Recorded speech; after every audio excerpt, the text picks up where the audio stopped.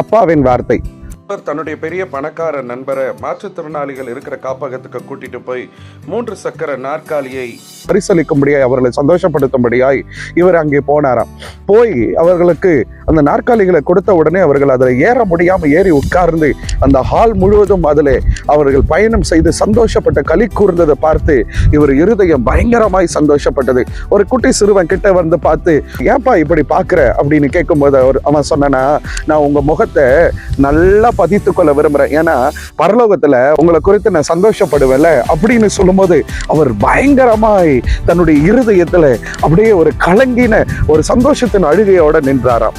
மத்தேயு 5ஆம் அதிகாரம் 16ஆம் வசனம் இப்படி சொல்லுது, உங்கள் நற்கிரியைகளை மனுஷர் கண்டு பரலோகத்தில் இருக்கிற உங்கள் பிதாவை மகிமைப்படுத்தும்படி உங்கள் வெளிச்சம் அவர்களுக்கு முன்பாக பிரகாசிக்க கடவது என்று சொல்லி. எனக்கு அன்பான தேவ பிள்ளைகளை, மற்றவங்களுக்கு உதவி செய்யுங்க.